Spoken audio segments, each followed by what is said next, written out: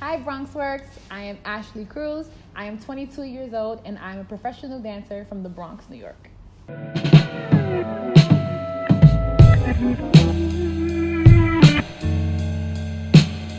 I've danced for Justine Skye. I'll start from the beginning. I've danced for Justine Skye.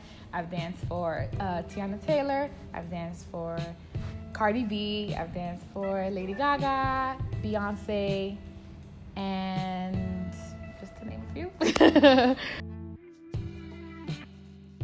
Growing up in the Bronx, we weren't really taught to chase a dream. We were really taught to go to school, get your degree, you work, you have your family, and you have a happy life. And I started to go down that route. I was a straight A student all of my life. I was teacher's pet, and it wasn't until maybe when I started my teenage years, where I started to really go for the arts. I started dancing at a nonprofit organization, SBK, in the Bronx. It was at a recreation center, and we danced in parades, and I competed in pageants, and it was just a hobby. And it wasn't until high school that I just felt that it could be a career. And it wasn't until I watched Honey, and I was like, oh, I can do this, and I can be an influence, and I could make it a career, and I could make money off of it. And I just really started to chase it more. But I had to really make a decision whether I wanted to go full-blown into dance or still pursue my education. And when I started to apply to colleges, I applied to NYU because my mom forced me to. She forced me to, and I applied, and I didn't think I would get in, but I got in.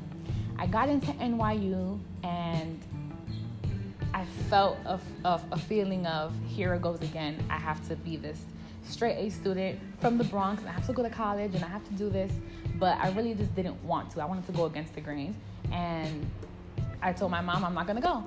I told my mom I'm gonna still go to school. I'm just not gonna go to NYU because it was gonna take a lot out of me, and I still wanted to know what my life would be like being a dancer. And at that point, I was already taking class. I was already just getting my feet wet. So I was like, all right, I'm gonna go against the grain. I'm gonna prove to you that I can do both. So I chose to go to Marymount Manhattan, and I lasted there about 3 days because I got asked to do a BET college tour. And that's just where my heart was. I was like, I really just don't want to be in a classroom. It wasn't a school that I really wanted to go to. It was just a school that I can do both. I can just dance and get my education. So I dropped out, and since then, it's been just up from there. I feel like it was kind of by mistake. I was taking classes for fun at Lehman High School. It was called Each One Teach One, and I met choreographer David Thomas, and he saw something in me, and he started to really, really train me. And he was putting me in cyber right pieces. There's this thing called cyber right in New York, and in carnivals, and I was taking his class, and I was getting exposed to other choreographers. And then slowly but surely, I started to branch off, and I started to take class at Broadway Dance Center, and I started to do intensives like Rock You, and I've done Motivating Excellence and Lipstick Diaries. They are all training programs that you pay for.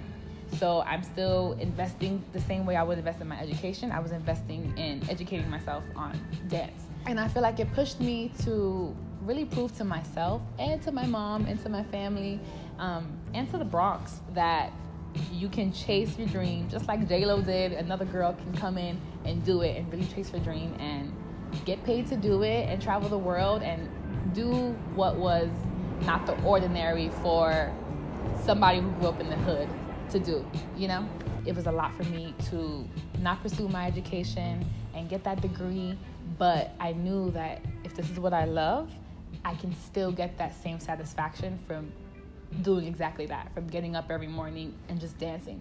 I went into every audition in New York. There weren't many, but somehow I was working in New York. I was booking jobs in New York. I booked one of my first award show, Hip Hop Honors, in New York. And from there, I booked like small little commercial jobs. I did background work. I just did anything possible to just get the information and to say that, okay, I'm living off my dreams. And I was still working at after-school programs.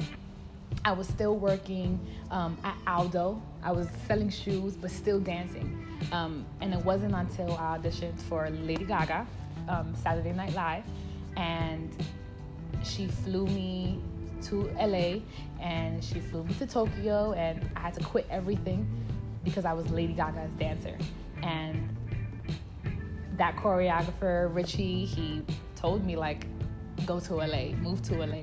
And I moved to Los Angeles, and I danced for Beyonce. I just did Coachella, and I just kept knocking down goals, and I'm still in that same space. I'm just not going to stop. I'm not going to stop because I feel like I have something to prove to myself and to where I'm from, that we can do it.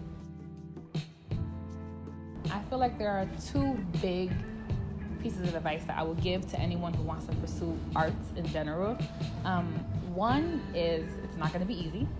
And two is, be true to who you are. I say the first to say it's hard when you work for yourself.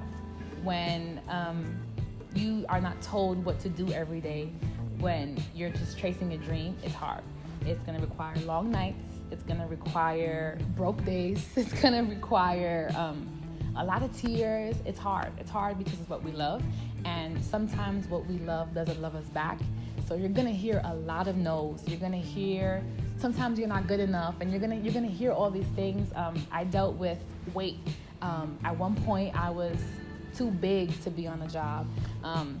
My hair, I had like red extensions and I had red hair. I was just trying to figure it out.